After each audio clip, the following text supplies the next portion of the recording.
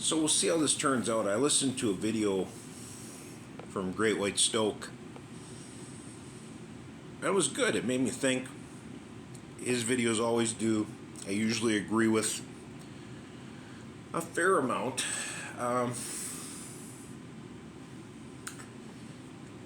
you brought up a lot of good points. I can't remember the name of the video. I listened to it twice, but I don't remember the name of it. That's probably a bad sign. But you mentioned the people with the small hats, and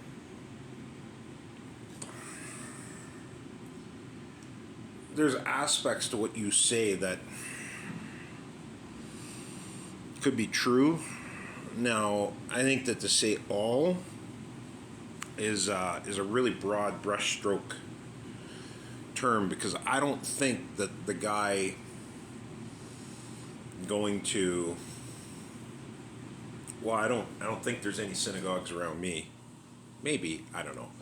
But I don't think like just average Joe going to a synagogue, even the ones that are, say, a doctor or a dermatologist or something, like they're not part of this cabal. But Israel seems to hold a lot of power. I think there's a problem there that needs to be rooted out. The other thing that you brought up was the boomers. And I've struggled with this because I've come to the conclusion that every group of people has good people and shitty people, right? And I like that you put that kind of caveat in there, that it's not all of them. I think, though, that a lot of them, their experiences have painted a very different view of the world than what most of us have. So, like, I'll look at, for instance, like my parents. The old man's two favorite lines are, young people are living beyond their means, and people better get to work, I need my pension. Which, that second one, you mentioned that too. But that first one of young people living beyond their means, I find that interesting. Because there was a period in time, say like in the 80s, we'll say, for instance. Now, granted, my old man would have been in his 30s in the 80s. So, kind of at the, I guess that kind of, I don't know what we want to say there, but he was making $8 to $10 an hour at that time, and he built a house for 20 grand.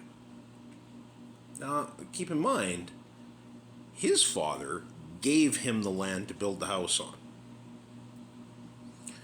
Then, I look at, like, he bought a brand new pickup for like 4 grand. So, if we look at this objectively, okay, his argument always is, when I say, well, look at how cheap that stuff was, he goes, yeah, but we weren't making much. Wages have probably, on average, doubled since then.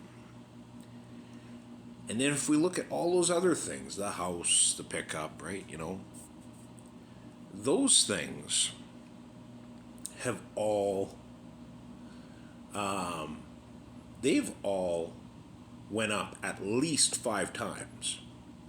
Not to mention things like land, and I'm not saying that people have to do this, but a lot of that land was handed down for generations. And then the boomers came along and they went, oh, it's worth money now, and they just sold off the legacy.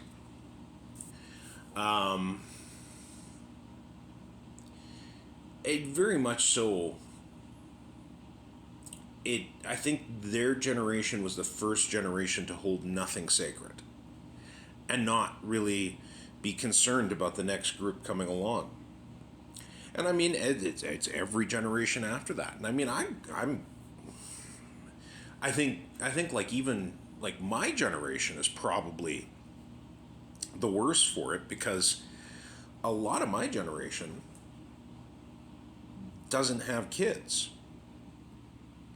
You know, like you know your Gen Xers, most of them have kids, but millennials,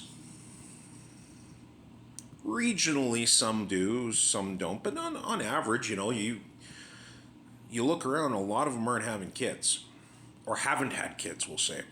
And so I mean, if you don't have posterity, you really, I don't know, like I know like myself even, I think of building things and saying, well, who do I hand this down to? But I don't I don't put the same I don't put the same thought into how do I make this world better, than maybe somebody who has children. I just worry about my own little space. You'd mentioned the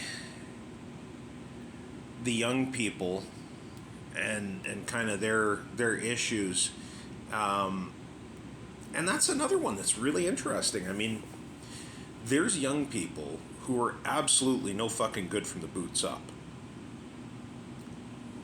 You know, don't work, leech the system, whatever. There's also young people that are, in a surprising amount, that are very hard workers, or ones that have just opted out of society. Like you see people who are,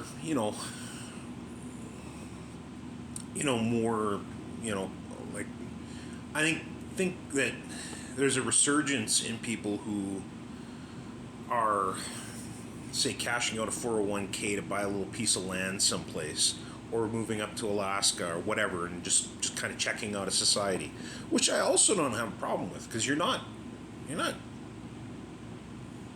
know you're not taking anything at that point. I don't have an issue with that. Like, it's not like they're drawing a check or anything. And a lot of these ones who've either checked out in that manner or are working hard in that are, by today's standards, very conservative. Now, if we went by the standards of 15, 20 years ago, they'd be kind of centrist, maybe right of center. We'll say populist right of center, okay? With the exception, a lot of them are really big gun guys, which I'm into. So it's and there's a lot of that that's regional too. You know,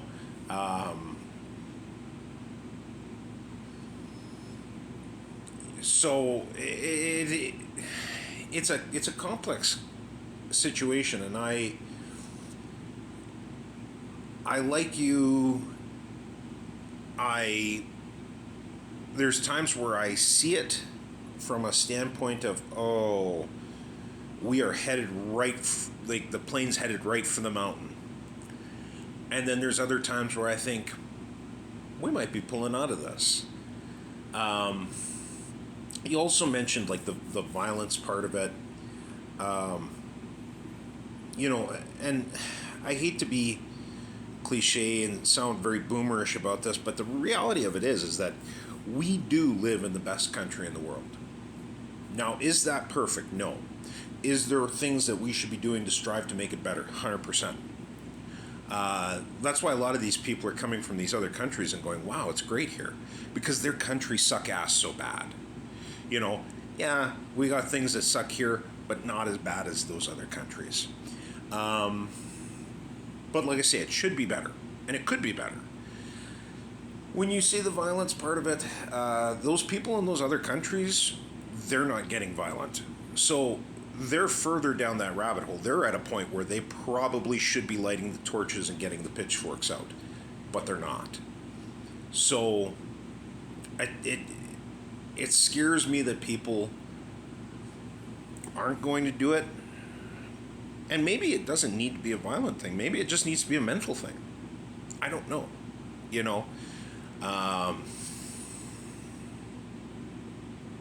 I think some of those other countries, they probably have to resort to violence. So, because they're getting fucked. But yeah, I'm kind of rambling now, and this might not be that great, but I appreciated the video you made. That, as usual, your videos invoke thought in me. So, I appreciate that. Everyone, take care.